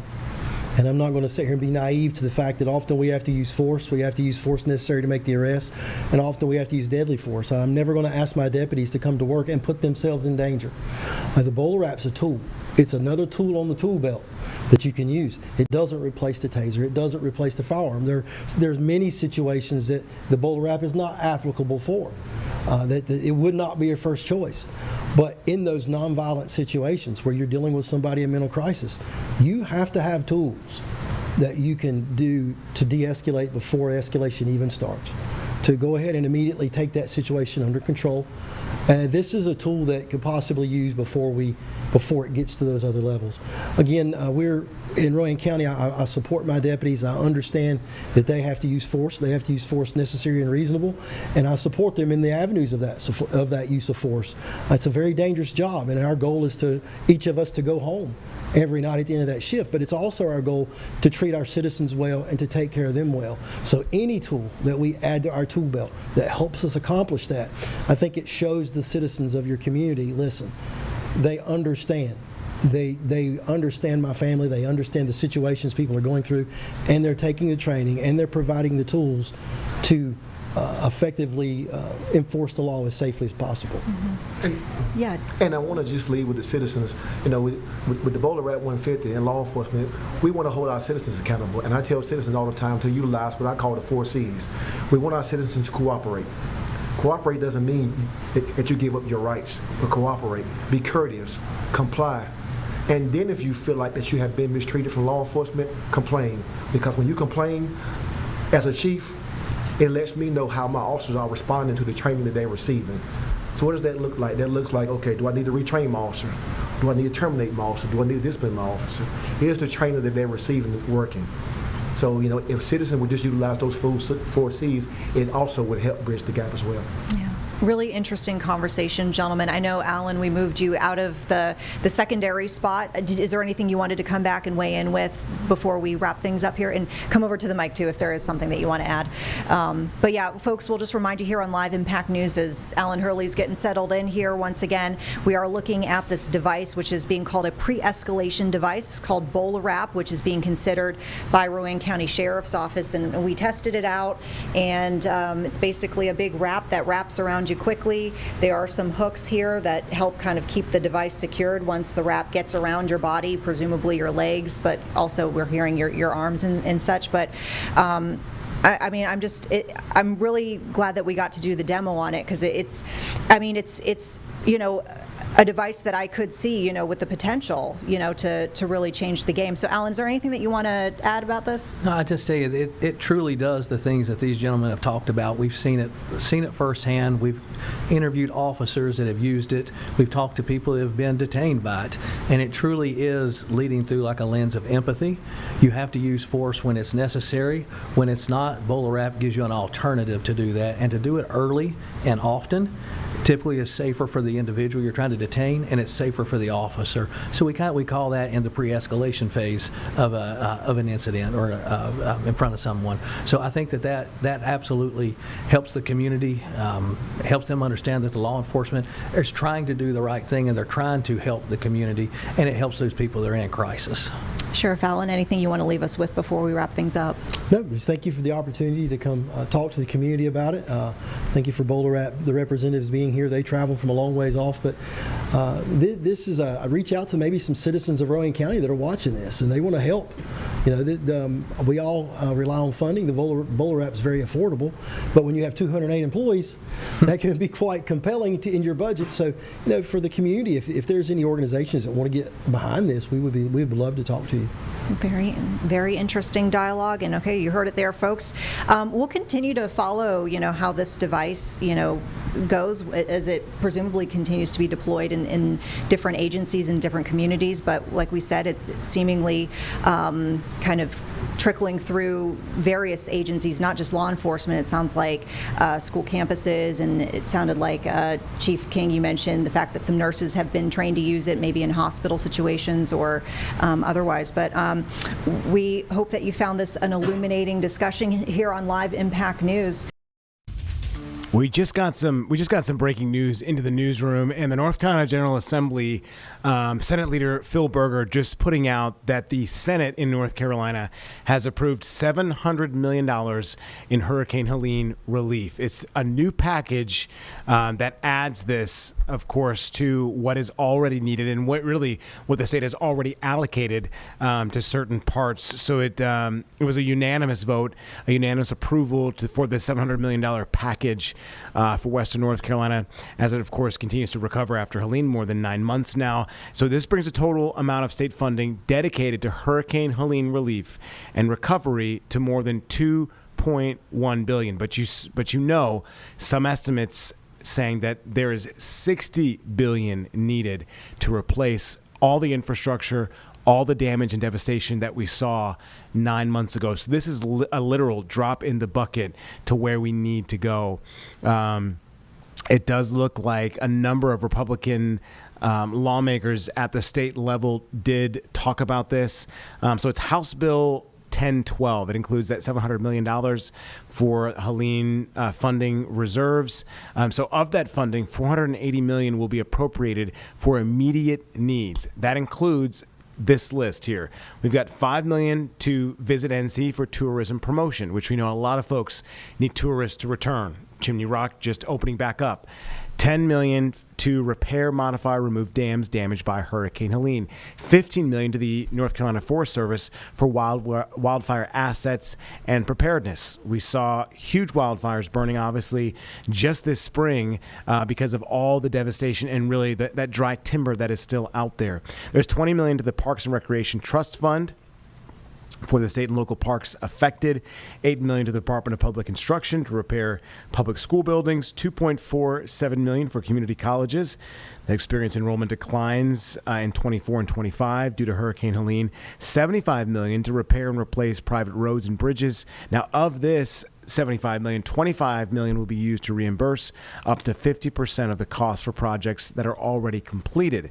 $70 million more to continue covering the FEMA state match, $25 million for unmet local government needs, as well as $15 million for a local government capital grant program and for capital projects in the affected areas.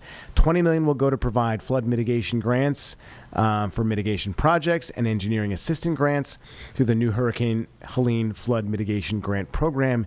$15 million to the Office of the State Fire Marshal to provide grants to volunteer fire departments, that is, and rescue squads. And then an additional $100 million to the cash flow loans for local government programs administered by the state treasurer. So again, this bill also includes more than $560 million in repurposed DOT funds for infrastructure recovery needs. It now returns to the House for consideration. We have not had any lawmakers discuss this. I am sure, though, it will not be held up in the House, as many of those lawmakers realize that folks are just beginning to get back on their feet 9 months later after Helene. So again, a literal drop in the bucket, and this brings our total funding and Helene recovery funding to $2.1 billion with this $700 million relief package. And as I said earlier, some estimates, even according to the Blue Ridge Public Radio Fund, they were saying that the estimated total damage from Hurricane Helene reached around $60 billion. So this is just $2 billion of what is truly needed. And Julie Kay has been going long on discussions about what happens at the state, what is going to really happen with FEMA, where that match money comes in, and really where the state funding might have to go if more money is needed. That's going to be the big question over the next year or two based on the budget that was proposed. Where will this money come from? More money is needed, clearly. So that'll be the big question as we go into the later summer months and then back into the fall. And let's not forget, 2026 is a huge midterm year, so I'm sure that is on the minds of many, not only constituents, but legislators in North Carolina, that this gets done. Not to forget, we're in the middle of hurricane season as well, and severe weather season, so God forbid we get another storm in the midst of all of this happening. We do want to go to something else at this time. I'm going to pull it up here in just 1 minute. There was I believe RFK was speaking today about major health insurers. So HHS Secretary Robert F. Kennedy Jr. did discuss that earlier today. What patients will be waiting on, what insurers will be responsible for. So we're getting more information through this press conference, and we'll play it now. Thank you for being here today. After our program, we'll take some questions from the press. To start off our press conference today, I'm honored to welcome to the stage Administrator of the Centers for Medicare and Medicaid Services, Dr. Mehmet Oz.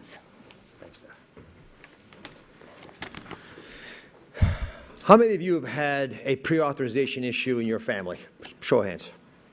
It's about reflective of the national average. 85% of Americans say they've had pre-auth affect them in ways they wish it hadn't. It's the #1 complaint, not only from patients, but providers, doctors like myself, are continually struggling with this issue. We have spoken frequently about how Health and Human Services and the agency in charge of Medicare, Medicaid, and the insurance plan, CMS, is open for business. We like to have private solutions when they're feasible. And today you're going to hear about one of the biggest ones possible, one that will address this issue of prior authorization. In 2023, the last data year for which we have strong data, the Medicare Advantage program, which administers care to total Medicare is about 68 million people. Half of that is Medicare Advantage. So it's 32 million people, a lot of folks. Partially or fully denied 3.2 million claims. Initial requests for prior authorization. It's a lot of people, not just numbers. Those are individuals who often in the most vulnerable time in their lives needed something done and it was denied for one reason or another. Each week, on average, a physician handles about 40 of these pre-authorization issues and requests and spends about 12 hours a week on paperwork in general, often aimed at addressing the prior authorization issue. It frustrates doctors. It sometimes results in care that is significantly delayed. It erodes public trust in the healthcare system. It's something that we can't tolerate. This administration, and under the leadership of Secretary Kennedy, this agency has not wanted and has been expressing its frustration. And for good reason, because of that, and because of folks who actually maybe entered into the industry because they had the right motivations at heart, we have just concluded a roundtable, one of the most impressive that I've been involved in, with the CEOs who represent about 75% of all covered lives in America. These folks represent the insurance companies that cover 3/4 of the American people, and it covers them across Medicare Advantage, across Medicaid, across commercial insurance, about 260 million people in general, in total, covered by these plans. And there were more people being added while we were in the meeting. That's how much interest there is from industry in dealing with the problem that they don't like to have in their bailiwick either. These executives explain why them to maybe adopt a different strategy, one that actually is just they pledged to boards to be meek for a while, to come up with a better solution to a problem that plagues us all. And this transition that's not happening, this teaching that's sort of spreading, is beginning to catch fire in part because this administration has pushed so hard on these issues. We're hearing very innovative ideas. For example, could we allow some physicians to be gold card physicians because they're so good at making the right care for the right patient that maybe they don't have to go through a pre-authorization. There's some systems that don't even do pre-authorizations because they have already evolved into having ways of giving feedback to doctors so they learn when they're ordering tests and medications that aren't the right for a solution to a particular problem, so they don't repeat those errors. At its best, that's what pre-authorization sought to do, but that's not what it's doing anymore. So for that reason, the pledge. And some of the highlights are in this chart to my right, so you can at least follow along. But I'll mention that the top 3 issues that we're focused on. The first is timely access for patients. This is a critical issue because imagine you're in a doctor's office and you've got a bad diagnosis and there's a procedure or a test or a treatment that you think is right for you, and you find out that you can't start that treatment for sometimes weeks, even longer. It's more frustrating than anything else in the process because at least that's something you do control. You don't control much else when you're in a physician's office with that kind of a crisis. And yet it's withheld.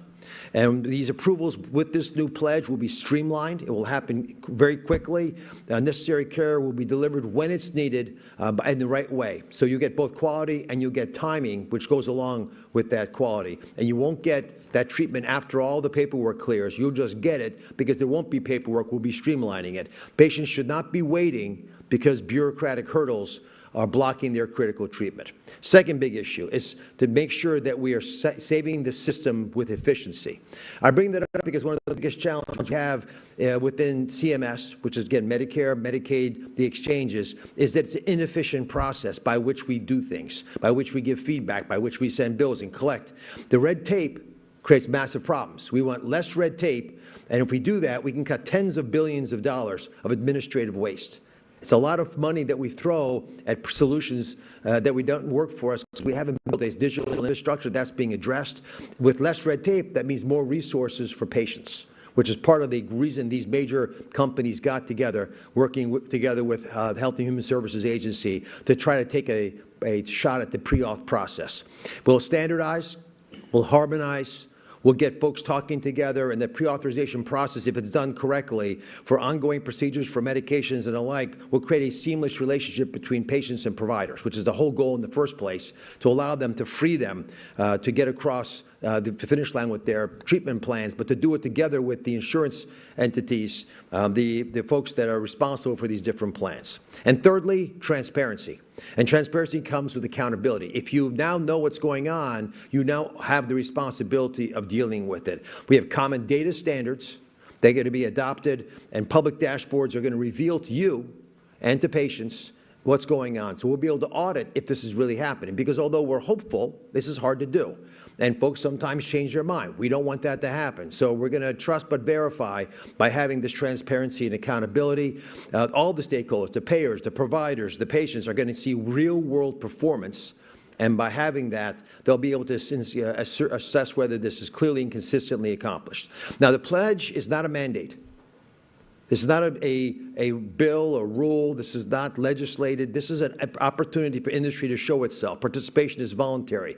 But by the fact that 3/4 of the patients in the country are already covered by participants in this pledge, it's a good start. And the response has been overwhelming, gratifyingly so.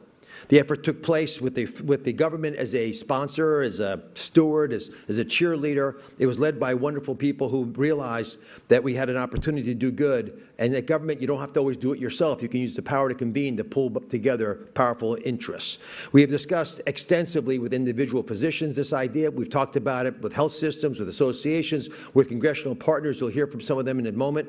CMS is going to publish a full list of participating plans later this summer with some details of how it's going to roll out.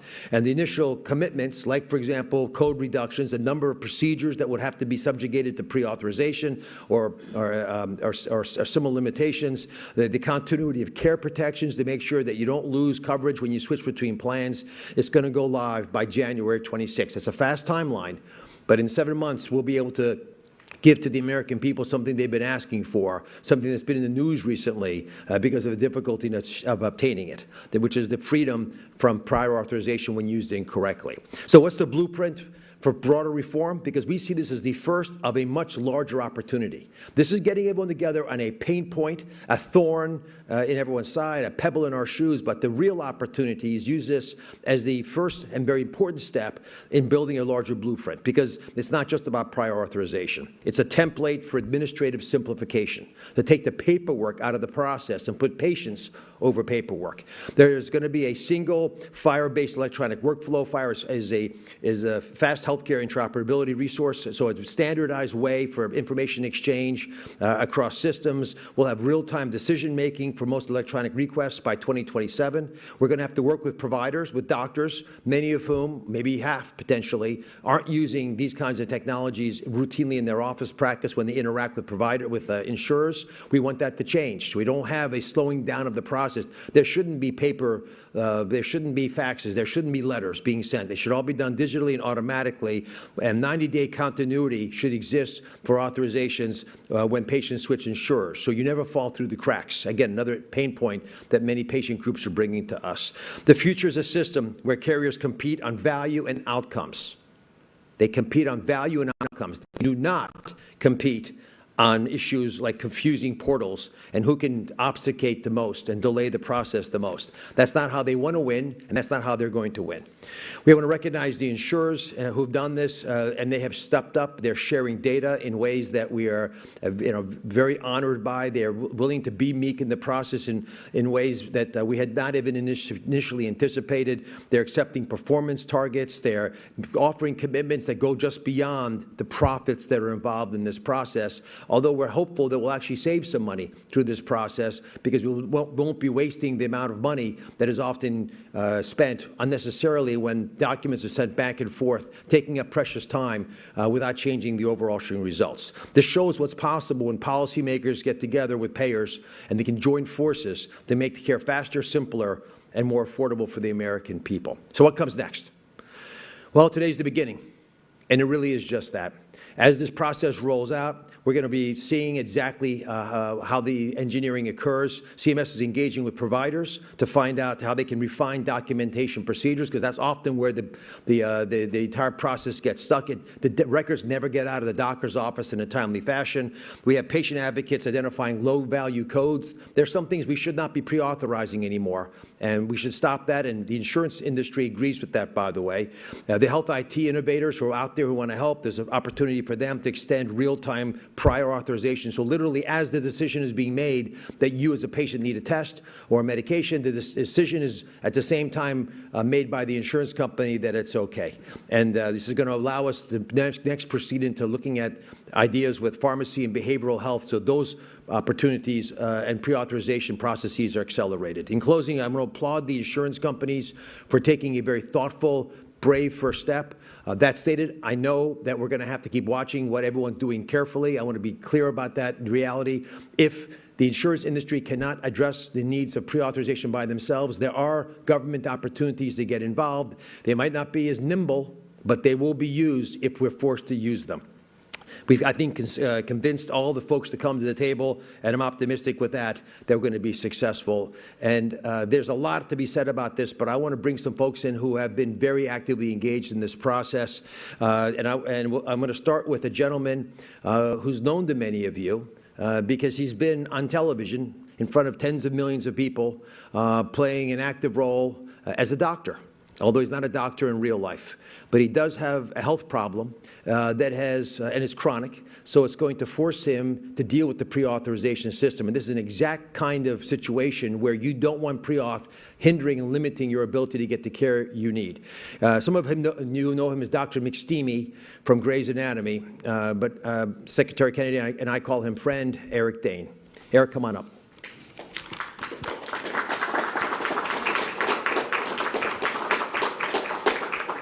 And I'll have Eric share his diagnosis when he comes up. He's been very public about it, which is a brave thing to do.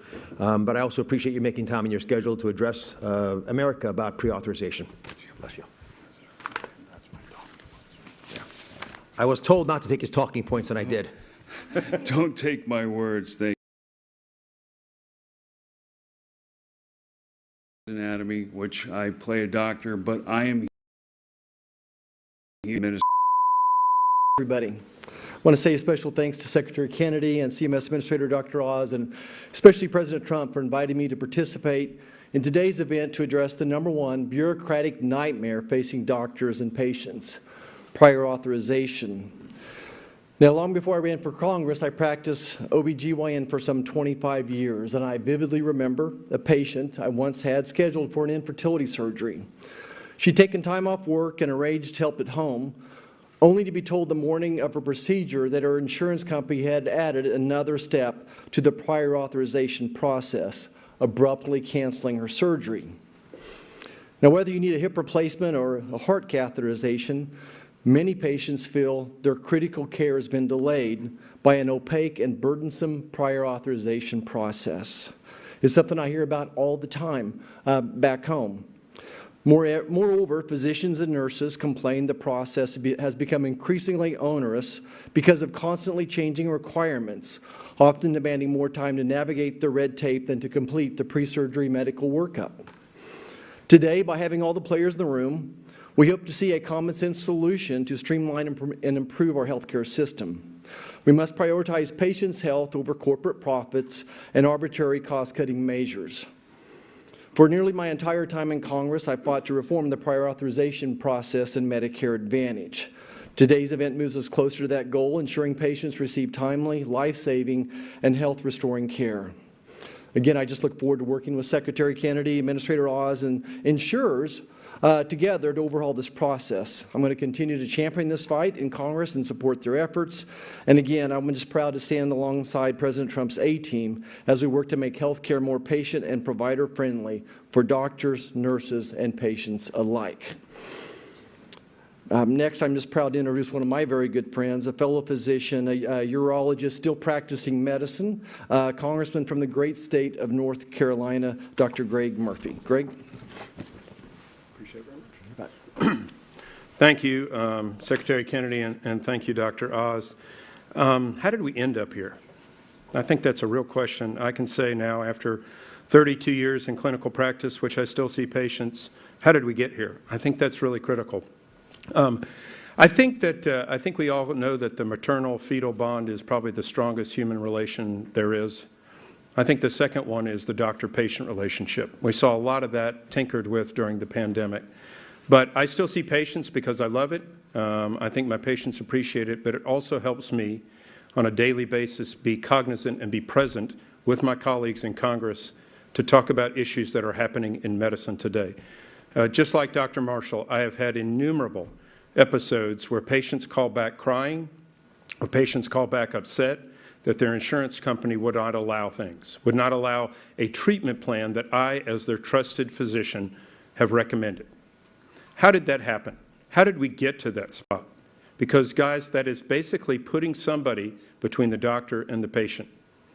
An opaque person in a cubicle which has a list of things that they are allowing and not allowing. How did we get here? We got here with 2 or 3 different ways. One is, I'm always happy to put the blame where it is. I do think we have some physicians that...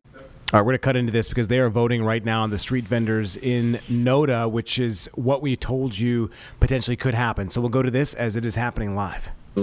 Reject the proposal regulations on Noda street vendors. These rules stem from a false narrative pushed by the few property owners, not supported by crime data, and exclude that the voices of vendors and the broader community. Over 2,000 people have signed a petition supporting the vendors. Noda is a diverse, creative hub built off everyone, not just the privileged few. We do not need rules or more policing. We need fairness. Let's protect public space, opportunity, and the unique spirit that makes Noda a home for all. And let's furthermore not forget that Noda is more than a neighborhood. It's a vibrant, generational home built off creativity, community, and legacy. We have nurtured a space for our kids that could dream big and families from all walks of life to walk together with. It's one of Charlotte's brightest cultured treasures, drawing visitors who feel the magic we live every day. Let's not risk losing that. Let's protect what makes Noda unmistakably alive. Thank you. All right. Let's see. Yes, here we are. Sorry. Go ahead. You have 3 minutes. Good evening, Mayor and Council. My name is Michael Rossler. I am a resident of Noda. The facts are plain if we will only see them. A small group of property owners, fueled by fear and advancing a false narrative of dangerousness and violence, asks this council to displace by regulation Noda's street vendors, individuals who are comparatively propertyless and overwhelmingly people of color. The policy you consider tonight is one of real-time gentrification. To adopt it would be not only wrong, but unpopular. Those pushing this change submitted a petition signed by a mere 24 people. 2 years ago, more than 1,600 people signed a petition supporting street vendors. A more recent petition has already garnered 645 signatures on behalf of vendors. But the numbers, it seems, don't matter, which is unsurprising. The prerogatives of class and caste privilege, which often march under the banner of law and order, are the well-worn grooves along which America has long operated. In a needless rush and in service to those who seek to pass off their privileged prejudices as community consensus, this council seems prepared tonight to do its part not to resist America's caste system, but to reinforce it by endorsing class and race-based fears of the other and the outsider. Tonight, we will take a step in the wrong direction, perpetuating those pernicious social structures we ought to be dismantling. Thank you.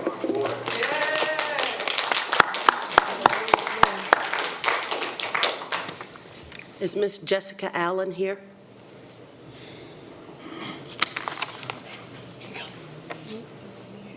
Jessica Allen? Okay. I believe that's all of the speakers, Madam Mayor. All right, thank you very much for coming and expressing your desires and opinions. So now it is, our next policy item is to have approve amendments to the city codes for, I'm sorry. No, sorry. We actually have to vote You on have this. to, we have to, I know, that's what I was reading. Okay. Okay, sorry. For our next policy item is the street vending ordinance revision for item 11. Is there a motion to approve amendments to the City Code of Ordinances, Chapter 6, Article 8, peddlers, and Article X, street mall vendors? Do we have a motion? Motion to approve. We have a Second. motion and a second. Any further discussion or any others? All right, let's go ahead and see. We have Ms. Watlington and Ms. Mayfield. Yeah, thank you. So I know we spoke about it earlier, but I want to make sure that I say on record that my intent is not at all, as a woman of color and as a small business owner, to gentrify or to displace businesses. I don't think it is too much to ask that we regulate this so that people who are selling food and beverages are abiding by basic health and safety standards. I don't think it's too much to ask that we expect that there is some sort of order to this so that we have some reasonable expectation of how we're participating. Absolutely, in conjunction with this, we want to continue to do the work that Holly Eskridge and others within our economic development and our CBI partner departments are doing to undergird and support small businesses. That this is not an either or. And so I want to make sure that our vendors understand. I love what you came up here and said, and absolutely, we want to hear those ideas. And so I would ask that Sean or one of oh, there you are right there. I would ask that you guys get together and talk about, hey, what are some other things that we can do and enhance some of the things. This is the start. This is a pilot, but absolutely love that you're here and would love to hear your ideas. Thank you. Mr. Peter. All right. I believe Ms. Mayfield? Thank you, Madam Mayor. I do not like going after you. Mine is not going to be as nice. So, therefore, for those who are natives and those who have lived in Charlotte a long time, before it was Noda and it was North Davidson, that was predominantly working class African Americans and people of color who were displaced once new development and much more expensive development came in. It is challenging to now fast forward some years to hear people come down and speak to us as if we're the ones removing and displacing. That feels so disingenuous to me. I'm not going to speak for my colleagues. The other thing I need us to take into consideration is I think it's also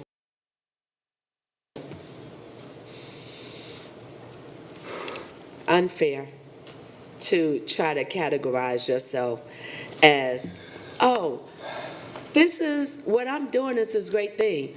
There is a business of which I have the pictures because numerous of us have actually gone in the area. Once upon a time, we used to be in Noda, North Davidson a lot, not as much now, yet there are quite a few businesses there. We could barely maneuver through the streets. So the idea, the level of entitlement to say, yes, you have a business, but I am going to bring my wares and I am going to set it up directly in front of. All right, this is going to go on, but Julie will have more on this discussion. As you can tell, seems to be going in the heated direction, so we will make sure to give you the latest developments tonight on the news at 11. Don't forget, we want to talk about our draft special. That'll happen Wednesday from 7 until 10, but we'll see you tonight on 11 o'clock news on WCNC.